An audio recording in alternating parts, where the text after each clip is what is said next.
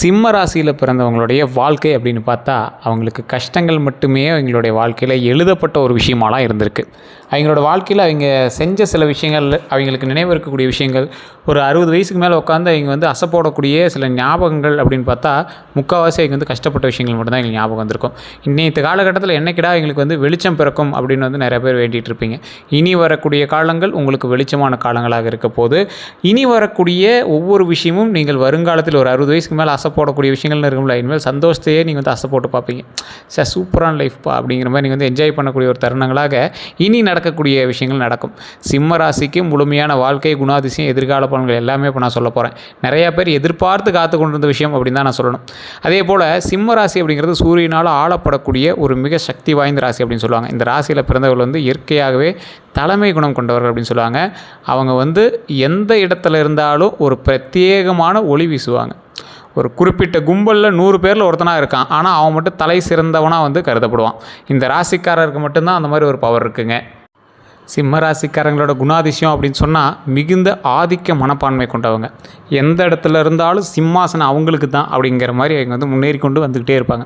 அவங்களோட மரியாதைகள் ஊர் மத்தியில் கொஞ்சம் அதிகமாகவே இருக்கும். என்ன தான் நீங்கள் பெரிய பணக்காரர் இல்லை அப்படின்னாலும், என்ன தான் உங்களை சுற்றி ஒரு 100 பேர் இல்லை அப்படின்னாலும் உங்களோட வார்த்தைக்கான மரியாதை அப்படிங்கிறது ஒன்று கொஞ்சம் மிகுதியாகவே இருக்குங்க. தன்னம்பிக்கை மிக்க அதிகமான சில மனிதர்களில் முக்கியமானவங்க சிம்மராசிக்காரர். சிம்மராசி ஃபில்டர் பண்ணிங்க அப்படின்னா தைரியமான ஒரு ஆளாக இருப்பான்.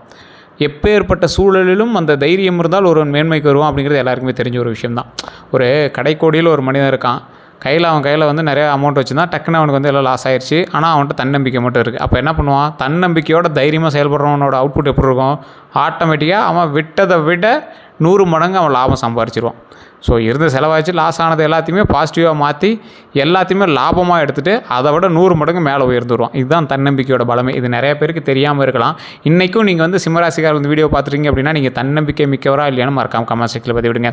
அதே போல் நான் சொல்லக்கூடிய விஷயங்கள்லாம் உங்களுக்கு பொருந்துதா, உண்மையா அப்படின்னு நீங்கள் வந்து கமெண்ட் செக்ஷனில் பதிவிடலாம். தங்களோட வாழ்க்கையை தாங்களே கட்டுப்படுத்த விரும்புவாங்க. அவங்க யாரும் அவங்கள வந்து கட்டுப்படுத்தக்கூடாது, அவங்களே கட்டுப்படுத்திகிட்டே தான் உண்டு. எப்பொழுதுமே முன்னிலையில் இருக்க வேண்டிய ஒரு ஆசை வந்து இந்த ராசிக்காரர்களுக்கு உண்டு. அதே போல் எல்லா விஷயத்துலையும் இங்கே வந்து முன்னின்று தான் வந்து எல்லாமே செய்வாங்க. மற்றவர்களிடம் மதிப்பு எதிர்பார்ப்பாங்க. மற்றவன் என்கிட்ட பேசுகிறான் அப்படின்னா எனக்கான மரியாதை நீ கொடுத்தா தான் நான் வந்து அந்த இடத்துல நிற்பேன். நீ எவ்வளோ பெரிய ஆளாக வேணாலும், எனக்குன்னு ஒரு ரெஸ்பெக்ட் இருக்குது. நீ கோடீஸ்வரனாக கூட இருக்கலாம், நீ எப்படியாப்பட்ட ஆளாக வேணாலும், நான் எனக்குன்னு ஒரு ரெஸ்பெக்ட் இருக்குது, எனக்கான மரியாதை நீ கொடுத்தால் தான் நான் அந்த இடத்துல வந்து நிற்பேன் அப்படின்னு சொல்லக்கூடியவங்க இந்த சிம்மராசிக்காரர்கள். சிம்மராசிக்காரன் மட்டும் எப்போவுமே அப்படி தான். சிம்மராசிக்காரன்ட்டு பெரிய ஆளுங்க கூட அவனை பாதிச்சிக்க மாட்டான். இவன் இப்போ இப்படி தான் இருப்பான். அவன்கிட்ட என்ன இருக்கோ இல்லையா, அவன் கேரக்டர் இருக்குது, அவனோட குணாதிசயம் இருக்குது, அவனுக்குன்னு ஒரு வேல்யூ அவன் வந்து அசைன் பண்ணி வச்சுருக்கான். அவன்கிட்ட நம்ம இப்படி தான் நடந்துக்கணும் அப்படிங்கிறது கூட இருக்கிறவங்களுக்கு கூட தெரிய ஆரம்பிக்கும். அந்தளவுக்கு ஒரு அற்புதமான மனிதர் இவர். நல்ல குணங்கள் அப்படின்னு பார்க்கும்போது நேர்மையாக இருக்கிறது அவங்களோட மிகப்பெரிய ஒரு முக்கியமான ஒரு குணம். எந்த இடத்துலையும் நேர்மை அப்படிங்கிற ஒரு விஷயம் தான் மிகப்பெரிய ஒரு உன்னதமான ஒரு விஷயம் அப்படின்னு சொல்லுவாங்க. உதவி மனப்பான்மை, தைரியம், உறுதியான முடிவு, இதுதான் வந்து பார்த்திங்கன்னா ஒரு நல்ல ஒரு குணங்களுக்கான ஒரு முக்கியமான விஷயமாக கருதப்படுதுங்க. குறைகள் அப்படின்னா கோபம் சீக்கிரமாக வரக்கூடிய ஒரு விஷயம். கோபம் வந்து அவ்வளோ சீக்கிரமாக வந்துடும். இந்த ராசிக்காரர்களுக்கு கோபம் தான் ஒரு மிகப்பெரிய ஒரு குறை அப்படின்னு சொல்லுவாங்க. எந்தளவுக்கு நேர்மையாக இருக்காங்களோ, நேர்மையாக இருக்கிறவங்களும் கோபம் வரதானே செய்யும். அதே போல் ஈகோ, அகந்தை சில நேரங்களில் அதிகமாகவே இருக்கும். நீ இவ்வளோ உழைச்ச நான் இருக்கேன், நீ முன்னாடி வரலாம் அப்படிங்கிற மாதிரி சில கோபம் இருக்கும். அந்த ஈகோ வந்து தேவையான இடத்துல தான் வருது, உங்களுக்கு தேவையில்லாத இடத்துல வர்றது கிடையாது. யாராலையும் கட்டுப்படுத்தப்பட்ட ஒரு ஆளாக நீங்கள் இருக்க விரும்ப மாட்டீங்க. யாராவது ஒருத்தன் வந்து உங்களை கட்டுப்படுத்தி தான் நீங்கள் இருக்கணும் அப்படின்னு நீங்கள் வந்து இருக்க மாட்டீங்க. ஒரு இடத்துல நீங்கள் அமைதியாக தான் இருந்தாகணும் அப்படிங்கிறது ஒரு கட்டாயமாக இருந்தாலும் அந்த இடத்துல நீங்கள் அப்படி அமைதியாக இருக்க மாட்டீங்க. அதுதான் உங்களுடைய மிகப்பெரிய குறை. சில இடத்துல வணங்கி போகிறது தப்பு இல்லை அப்படிங்கிறது ஒரு பக்கம் இருந்தாலும், அந்த இடத்துல வணங்கி போகிறதுனால ஒரு விஷயம் கிடைக்கணும், அப்படி நான் போகணும் அவசியமே இல்லை அப்படிங்கிற மாதிரி நீங்கள் வந்து இருப்பீங்க. இது வந்து சிம்மராசிக்கே உண்டான ஒரு குணாதிசயங்கள் ஒன்று. உறவு, காதல் வகையெல்லாம் இந்த ராசிக்காரர்கள் காதலில் மிகவும் ஆழமான உணர்ச்சி கொண்டவங்க. நீங்கள் லவ் பண்ண மாட்டீங்க, பண்ணிட்டீங்க அப்படின்னா ரொம்ப டீப்பாக போயிடுவீங்க. உங்களெலாம் கட்டுப்படுத்தவே முடியாது. அந்தளவுக்கு வந்து ரொம்ப ஒரு ஆழமான உணர்ச்சி கொண்ட ஒரு நபரெலாம் மாறிடுவீங்க. ஒருவரை நேசித்தா முழுமையாக அர்ப்பணிப்பாளராக இருப்பீங்க. ஒருவரை நேசிச்சிங்க அப்படின்னா அவங்களே வந்து உங்களை எப்படி இவன் இவ்வளோ லவ் பண்ணுறான் அப்படின்னு அவங்க வந்து ஆச்சரியப்படுவாங்க. அந்தளவுக்கு நீங்கள் வந்து லவ் பண்ணுவீங்க. ஆனால் மதிப்பு கிடைக்கல அப்படின்னா உடனே விளையிறீங்க. உங்கள் மேலே ஒருத்தன் அனுபவிக்கிறான், நீங்கள் அவன் மேலே அனுபவிக்கிறீங்க. உங்களை வந்து அவன் மதிக்காமல் நீ வந்து அப்புறம் தான் அப்படிங்கிற மாதிரி அவன் ஒதுக்கிட்டான் அப்படின்னா நீங்கள் என்ன பண்ணாலும் அவங்க திரும்ப மாட்டீங்க. அது ஒரு பிடிவாத கேரக்டர் இந்த சிம்மராசிக்கிட்ட அன்பு வச்சாலும் சரி, பாசம் வச்சாலும் சரி, கோபம் வச்சாலும் சரி, குணாதிசயம் வச்சாலும் சரி பார்த்து தான் வைக்கணும் அப்படிங்கிறத பக்கத்தில் இருக்கிறவனும் தெரிஞ்சுக்கணும், கூட இருக்கிறவனும் தெரிஞ்சுக்கணும். திருமண வாழ்க்கையை பொறுத்த வரைக்கும் தங்களுடைய டாமினன்ஸ் வந்து காட்டுவாங்க. நீங்கள் ஒய்ஃபாக இருந்தாலும் சரி, ஹஸ்பண்டாக இருந்தாலும் சரி, சிம்ம ராசிக்காரர் இருந்தாங்க அப்படின்னா டாமினேட் பண்ணிகிட்டே இருப்பாங்க. டாமினேஷன் பண்ணி இருந்தால் தான் இங்கே அந்த ராசிக்கான கெத்து அப்படிங்கிற மாதிரி இருந்தே இருப்பாங்க. சரியான துணை கிடைச்சா வாழ்க்கையில் ராஜயோகமாக மாறும். நீங்கள் நல்லா நோட் பண்ணி பாருங்கள், சிம்ம ராசிக்கு மட்டும் சரியான ஒரு துணையாக இருந்துட்டாங்க, எங்களோட வாழ்க்கை வந்து மிகப்பெரிய ஒரு பாசிட்டிவ் வைபில் வந்து மாறும். வேலை, அப்புறம் இந்த பண வரவு, இதெல்லாம் வந்து பார்த்திங்கன்னா லீடர்ஷிப் ரோல் அவங்களுக்கு ரொம்ப பெரிய ஒரு பொருத்தம். அதான் நான் முன்னாடி சொன்னல, 100 பேர் இருந்தாலும் கூட்டத்தில் ஒருத்தவன் தனியாக தெரியவன். அந்த கூட்டத்தில் ஒருத்தன், கோடியில் ஒருத்தனாக இருக்கக்கூடியவன் தான் அந்த சிம்மராசி. எங்களுக்கு பிஸ்னஸ்ஸு, பாலிடிக்ஸு, மேனேஜ்மெண்ட்டு, சினிமா போன்ற துறைகளில் வெற்றி ரொம்ப அதிகம். ஸோ அதனால் இங்கே வந்து கவலையே பட தேவையில்ல, துணிந்து செயல்படலாம் அப்படிங்கிறது தான் மெயினான ஒன்று. ரிஸ்க் எடுக்க தயங்க மாட்டாங்க. எப்போவுமே ரிஸ்க் எடுக்கிற விஷயத்தில் மட்டும் இங்கே தயங்கவே மாட்டாங்க. பார்த்துக்கலாம், என்ன பெரிய இது பார்த்துக்கலாம் அப்படிங்கிற மாதிரி அடித்து தூள் கிளப்பிட்டு வந்துகிட்டே இருப்பாங்க. பணம் சம்பாதிக்கக்கூடிய திறன் அதிகம். எந்த அளவுக்கு பணம் சம்பாதிப்பாங்க அப்படின்னா, யாரும் எதிர்பார்க்காத அளவுக்கு பணம் சம்பாதிக்கக்கூடிய திறன் அதிகமாக கொண்டவங்க தான் இந்த ராசிக்காரங்க. இதில் ஒரு வித்தியாசமான நுணுக்கம் அவங்க வந்து தெரிஞ்சு வச்சுருப்பாங்க. ஒருத்தன் இந்த மாதிரி சம்பாதிக்கிறான் அப்படின்னா, நாம் அதிலையே இன்னும் ஒரு 10 பாயிண்ட் ஆட் பண்ணி அதை வேறு மாதிரி வித்தியாசமாக சம்பாதிக்கக்கூடாது. அவன் 10 ரூபா சம்பாதிக்கிறான்னா நம்ம அது 10 வகையான ஐடியாவை பயன்படுத்தி அது ஒரு 1000 ரூபாயா சம்பாதிக்கலாமே அப்படிங்கிற மாதிரி அவங்க வந்து யோசிப்பாங்க. இன்ட்டு 10 டைம் எங்களோட மூளை வேலை செய்யும். அதுதான் அதில் பெரிய விஷயமே. ஆனால் செலவு செய்கிற பழக்கமும் இருக்கும், தேவையில்லாத செலவு. சிம்மராசிக்காரரை கட்டுப்படுத்த முடியாத ஒரு விஷயத்தில் அது ஒன்று. நீங்களே சொல்லுங்களேன், நீங்கள் ஒரு விஷயத்தை சேவ் பண்ணணும்னு நினைக்கிறீங்க, ஆனால் திடீர்னு செலவு அதுன்னு வருது. தேவையில்லாத செலவுகள்லாம் நீங்கள் பண்ணிடுறீங்களா இல்லையா? ஏன்னா இந்த விஷயம் வந்து சிம்மராசிக்காரர்களுக்கு கட்டாயம் பொருந்தும். இது உண்மையாக இல்லையான்னு மறக்காம கமெண்ட் செக்ஷனில் பதிவிடுங்க. வாழ்க்கையில் கட்டாயம் நடக்கக்கூடிய சில முக்கியமான விஷயங்களில் ஒன்று, சிம்மராசிக்காரர்களோட வாழ்க்கையில் இது நடக்கும். ஒரு பெரிய வீழ்ச்சி, ஒரு பெரிய எழுச்சி. வாழ்க்கையில் ஒரு கட்டத்தில் பெரிய சோதனை வரும். அதற்கு பிறகு அவர்கள் மிகப்பெரிய உயரத்திற்கு செல்வாங்க அப்படிங்கிறத முன்னாடியே தெரிஞ்சுக்கணும். நான் முன்னாடியே சொன்னல, சிம்மராசிக்காரன் மட்டும் அப் டு டவுன் வந்து டக்குன்னு மேலே, அதை விட பெரிய ஒரு எழுச்சியாக எழுந்து மேலே வருவாங்கல்ல, அந்த மாதிரி. இதை வந்து நல்லா மைண்டில் ஞாபகம் வச்சுக்கோங்க. ஏதாவது ஒரு டவுன்ஃபால் வந்துச்சுனாலும் பயப்படாதீங்க. அதை விட பயங்கரமாக நீங்கள் வந்து 100 மடங்கு பவர்ஃபுல்லாக மேலே வந்துக்கிட்டே இருப்பீங்க. டவுன்ஃபால் இல்லை, அப்பு தான் இதுக்கு மேலே. அதனால் நீங்கள் வந்து மேலே வந்துகிட்டே தான் இருப்பீங்க, கவலைப்படவே தேவையில்லை.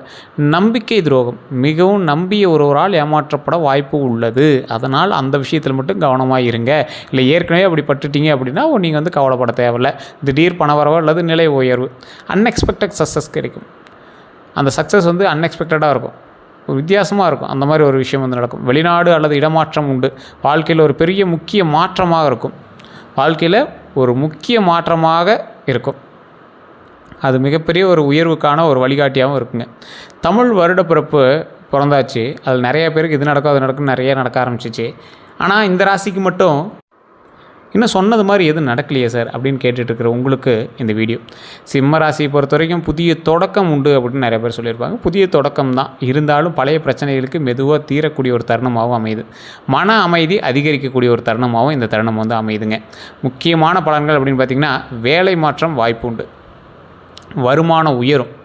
எந்த அளவுக்கு உயரும்? ஒவ்வொரு ஸ்டெப்பாக உயர்வதற்கான வழிகள் உண்டு.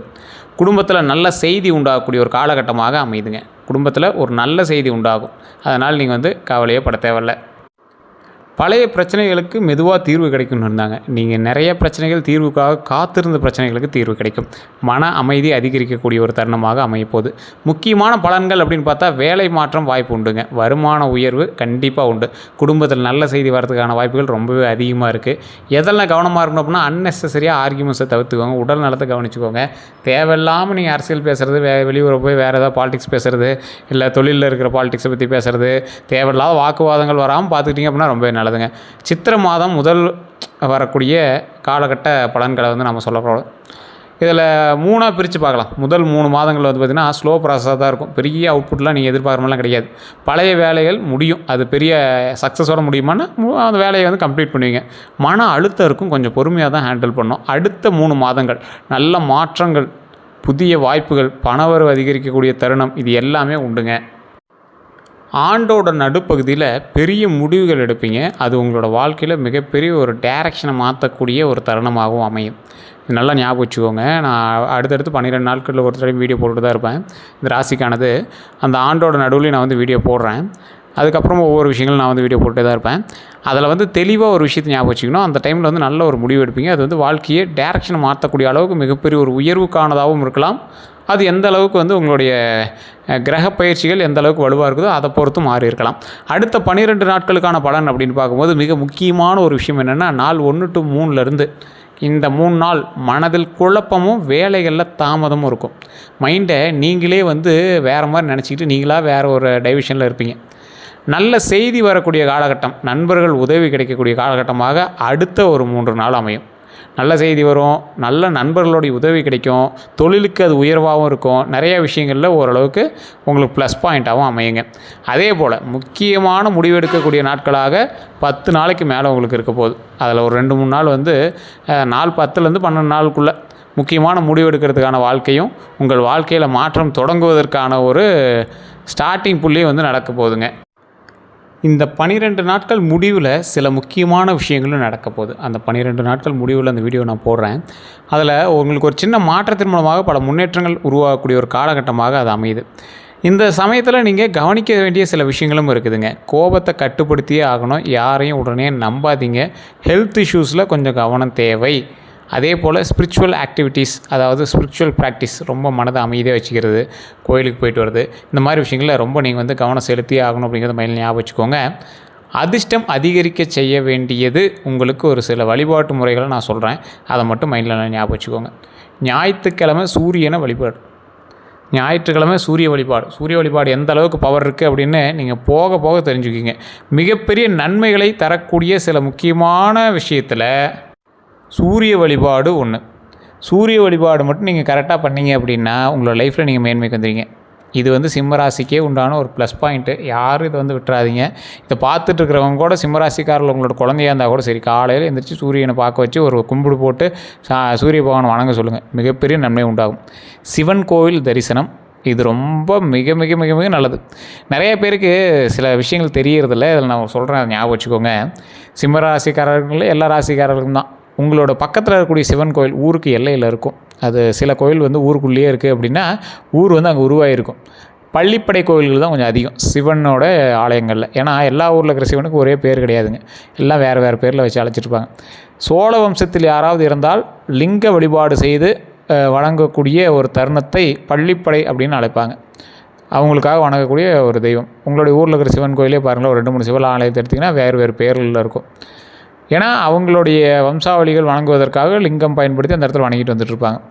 அப்படிப்பட்ட சிவன் கோவில்களில் நீங்கள் வணங்கும் போது உங்களுடைய சாப விமோச்சனம் பெறுகிறது. உங்களுடைய வாழ்க்கை, குழந்தை பேர் இல்லாதவர்களுக்கு குழந்தை பேர் உண்டாகிறது, திருமணம் ஆகாதவர்களுக்கு திருமணம் நடக்கிறது. இது நிறைய பேருக்கு தெரியாத ஒரு விஷயம். சிவன் வழிபாடு பண்ணிங்க அப்படின்னா சிம்மராசிக்காரர்களுக்கு மிகப்பெரிய உயர்வை தரும். சிவன் வழிபாடு தான் இந்த காலகட்டத்தில் உங்களுக்கு ஒரு மிகப்பெரிய ஒரு வாய்ப்பை தருது. சிவன் வழிபாடு தான் உங்களுக்கு மிகப்பெரிய நன்மை தருது. சிவன் ஆலயத்தில் ஒரு 5 நிமிடம் அமர்ந்து எந்திரிச்சுவாங்க, மிகப்பெரிய நன்மை.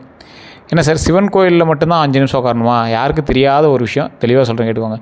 சிவபெருமான் இருக்கக்கூடிய ஆலயங்களில் சாமியை கும்பிட்டு வழிபடும் போது கொஞ்சம் நேரம் உட்காந்து எந்திரிச்சு வரணும். ரொம்ப ரொம்ப ரொம்ப ரொம்ப நல்லது. ஆனால் பெருமாளினுடைய ஆலயத்துக்கு போனீங்க அப்படின்னா வணங்கிட்டு அப்படியே வீட்டுக்கு வந்துடணும். ஏன்னா அங்கே வந்து லட்சுமி தாயார் இருப்பாங்க. சாமி கும்பிட்டு உட்காந்திங்கன்னா அவங்க உட்காந்துறதுக்கு பார்ப்பாங்க. ஸோ அதனால் சாமி கும்பிட்டோன்னே வீட்டுக்கு வந்துடுறது வந்து எந்த ஒரு பெருமாள் கோயிலுக்கு போனீங்க அப்படின்னாலும் சாமி கும்பிட்டோன்னே வீட்டுக்கு வந்துடணும்.